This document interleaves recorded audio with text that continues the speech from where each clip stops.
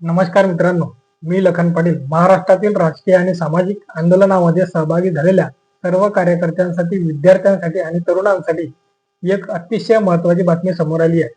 आंदोलनाच्या काळात दाखल झालेले गुन्हे, पोलिसांकडून तपास पूर्ण झाल्यानंतर न्यायालयात दाखल झालेले दोषारोपपत्र आणि त्यानंतर न्यायालयात प्रलंबित असलेले खटले याबाबत महाराष्ट्र सरकारच्या गृह विभागाने आता एक अत्यंत महत्वाचा शासन निर्णय जारी केला आहे. हा शासन निर्णय महाराष्ट्र शासनाच्या गृह विभागाकडून अधिकृतपणे जारी करण्यात आला आहे. शासन निर्णयातील मूळ बदल आणि मुख्य मुद्दा आधी स्पष्ट समजून घेऊया. महाराष्ट्र शासनाच्या गृह विभागाच्या या नव्या निर्णयानुसार राजकीय व सामाजिक आंदोलनातील ज्या गुन्ह्यांमध्ये 31 मार्च 2027 पर्यंत न्यायालयाच्या दोषारोपपत्र म्हणजे चार्जशीट दाखल होतील असे खटले पूर्वीच्या शासन निर्णयातील तरतुदी आणि कायदेशीर प्रक्रियेनुसार मागे घेण्यास शासनाची अधिकृत मान्यता दिली आहे. यापूर्वी 21 जुलै 2026च्या शासन निर्णयानुसार 31 जुलै 2026 पर्यंतची मुदतवाढ देण्यात आली होती.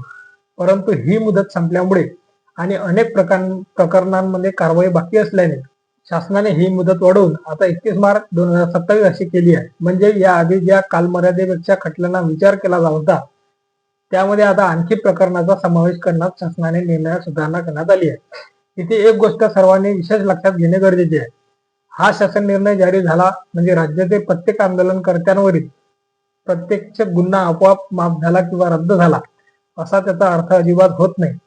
सरकारने यासाठी आधीपासून एक काही कडक अटी, शर्ती आणि कायदेशीर प्रक्रिया निश्चित केलेली आहे. या नव्या शासन निर्णयामध्ये 20 सप्टेंबर 2022 रोजीच्या मूळ शासन निर्णयातील इतर सर्व अटी, शर्ती आणि तरतुदी जशा तशा कायम ठेवण्यात आलेल्या आहेत. म्हणजेच एखादा गुन्हा राजकीय किंवा सामाजिक आंदोलनाच्या पार्श्वभूमीवर दाखल झाला असेल तर ते संबंधित प्रकरण शासनाच्या ठरवलेल्या निकषांमध्ये बसते का याची रीतसर तपासणी केली जाते आणि त्यानंतर पुढील कायदेशीर कार्यवाही केली जाते. पूर्व परंपरेनुसार अशा खटल्यांमध्ये आंदोलनादरम्यान कोणतीही जीवितहानी झालेली नसावी, तसेच खाजगी किंवा सार्वजनिक मालमत्तेचे 5 लाख रुपयापर्यंत जास्त नुकसान झालेले नसावे अशा काही प्रमुख अटींचा यात समावेश असतो. आता प्रश्न असा निर्माण होतो की सरकारला राजकीय आणि सामाजिक आंदोलनातील खटले मागे घेण्याची वेळोवेळी गरज का पडते. आपल्या लोकशाही व्यवस्थेमध्ये सरकारचे किंवा प्रशासनाचे लक्ष एखाद्या सार्वजनिक, सामाजिक किंवा शेतकरी, विद्यार्थ्यांच्या प्रश्नाकडे वेधण्यासाठी राजकीय पक्ष, सामाजिक संघटना, विद्यार्थी संघटना आणि विविध नागरिक संघटनांकडून मोर्चे काढले जातात, निदर्शने केले जातात, रास्ता रोको केले जातात, कार्यालयांना घेराव घालण्यात येते. अशा प्रकारचे मार्ग अवलंबले जातात. अशा आंदोलनामध्ये काही वेळा कायद्याचे उल्लंघन झाल्याचा आरोप होतो आणि पोलिसांकडून संबंधित कार्यकर्त्यावर गुन्हे दाखल केले जातात. पोलीस तपास पूर्ण झाल्यानंतर काही प्रकरणांमध्ये न्यायालयात चार्जशीट दाखल होते आणि प्रकरण न्यायालयीन प्रक्रियेत प्रलंबित राहते. याच पार्श्वभूमीवर या नव्या जी-आरमध्ये एका विशेष आंदोलनाचा उल्लेख करण्यात आला आहे. दिल्लीतील जंतर मंतर येथील आंदोलन समर्थनार्थ महाराष्ट्र राज्यात विविध ठिकाणी झालेल्या आंदोलनामध्ये अनेक ठिकाणी तरुण आणि नागरिक सहभागी झाले होते आणि त्यांच्यावर गुन्हे दाखल करण्यात आले होते. या सर्व विद्यार्थी आणि तरुणांवरील खटले मागे घेण्याचा विशेष निर्णय सुद्धा शासनाने या जी-आरद्वारे घेतलेला आहे. यामुळे अनेक तरुण आणि विद्यार्थ्यांचा भविष्याला मोठा दिलासा मिळाला आहे. गेल्या काही वर्षापासून अशा आंदोलनामध्ये प्रलंबित खटले मागे घेण्यासाठी महाराष्ट्र शासन वेळोवेळी सुधारित शासन निर्णय काढत आले आहेत. 2022 मध्ये यासाठी मूलभूत धोरण निश्चित करण्यात आले आहे. त्यानंतर 2023, 2024, 2025 आणि आता 2026 मध्ये वेगवेगळ्या शासन निर्णयाद्वारे पात्र प्रकरणांसाठी कालमर्यादा वाढवून देण्यात आली आहे.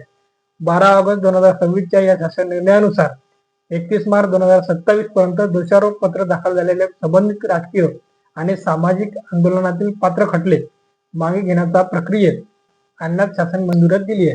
एखाद्या आंदोलनामध्ये सहभागी झालेल्या व्यक्तीवर वर्षानुवर्षा न्यायालयीन गुन्हा प्रलंबित राहिला तर त्याला वारंवार न्यायालयात हजेरी लावावी लागते, मोठा कायदेशीर खर्च करावा लागतो आणि काही वेळा नोकरी, व्यवसाय किंवा दैनंदिन आयुष्यावरही त्याचा गंभीर परिणाम होतो.